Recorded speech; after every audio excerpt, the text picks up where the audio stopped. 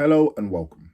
My name is Malik Mikel. I'm a third-year undergraduate law student at the University of Essex. Today I will be talking about the art of fear. Fear typically can have two different meanings. Forget everything and run, or face everything and rise. The art of fear, fact or fiction, you ultimately decide. However, before we go into the art of fear and how we can use it, we need to understand where fear comes from, the origin.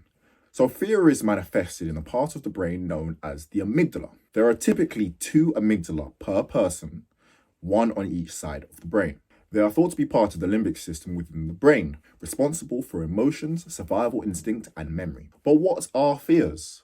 Well, fears are powerful and primitive emotions that alerts us to the presence of danger, and this was actually very fundamental to our ancestors in keeping them alive. Fear can be divided into 2 responses, the biochemical and the emotional response. The biochemical response is highly universal. Fear is a natural survival mechanism. When we confront a perceived threat, our bodies respond in specific ways. This may include increased heart rate, sweating, and an adrenaline rush, otherwise known as the fight or flight response, in when our body prepares itself to either combat or run away from what we fear. The biochemical response is likely an evolutionary development, and it was an automatic response crucial to our survival. The emotional response, however, now this is highly personalized. 2 people may experience the same threat, but experience 2 different levels or types of fear. This is because fear involves some of the same chemical reactions in our brains that produce positive emotions, such as happiness and excitement. We can feel instances of fear taking part in activities which are usually seen as fun. For example, watching scary movies or riding roller coasters. However, this type of fear can introduce feelings of self-doubt and lack of motivation, ultimately stopping us from achieving our goals. So where may fear arise? Well, fear may arise for a big event. This may be a sporting event, a speech, or an examination of such. Fear can also arise when trying something new. This list is not exhaustive, but the most notable and the most challenging of fears is the fear of the unknown. And this is because this is somewhere we have never traversed before. This is uncommon, uncharted waters. And therefore, we don't know what to do when we perceive this threat. In our mind, there are no answers as of yet, and therefore we cannot use our past experiences to formulate a plan of action. But the fundamental question is why? Why do we need to know the art of fear?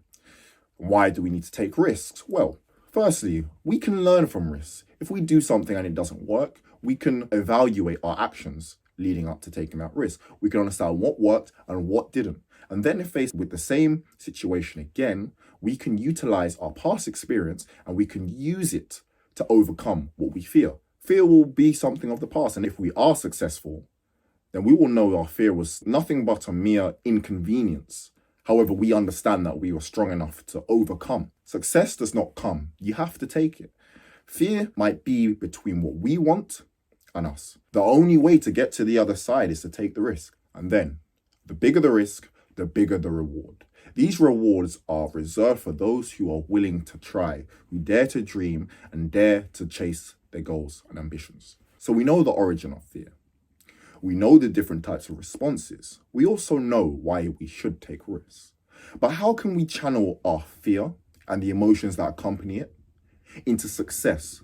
Well, I introduce the law of thermodynamics. Now, what's the relation, you ask? Well, in one of the laws of thermodynamics, we have the law of conservation of energy. And this is that energy can neither be created nor destroyed, only transferred. And that is what we are aiming to do here. We are aiming to transfer our fears, transfer all the emotions that accompany fear, and turn that into success. We can only do that if we make an important distinction, which is fear. Is it fact or is it fiction? Danger. Danger is real. Fear, on the other hand, fear is part of our thoughts. We create it, and ultimately, we have the ability to give or deny it power. Fear can indeed feel like reality. However, we overcome it because we remember that we are strong.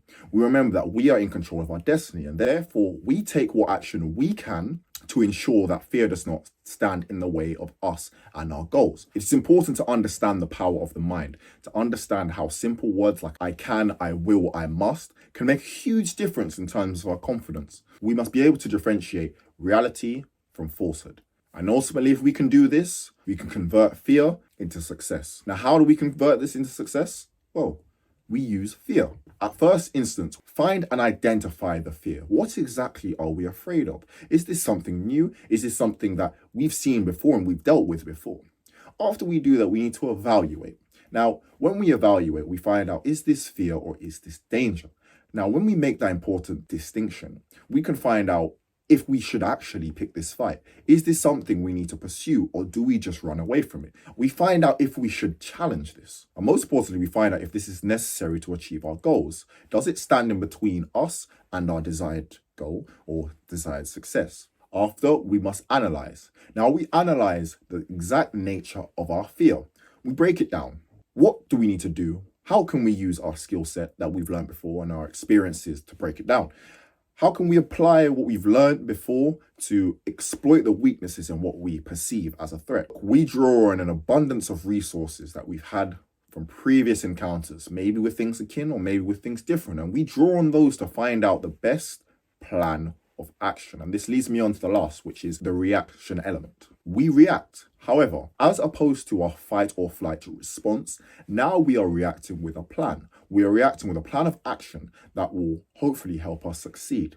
This risk is calculated as we have gone through the various steps and we've understood it is fear. It is not going to harm us. It's not going to put us in danger. We've drawn on experiences and we found out how we can break down what we fear and how we can overcome it. Now, this method isn't a guaranteed tool that can be used for all instances. However, there are two situations that may arise. If you attempt to overcome your fear by taking the risk and it does not work, you'll be wiser. You'll be able to use these experiences. And next time, when faced with a similar fear, you'll be able to overcome it. And the most pleasing of the results that could happen is that you do end up achieving what's on the other side of that fear. And therefore, you would have utilized the art of fear to achieve your goals. My name is Malik Mikel. Thank you for listening.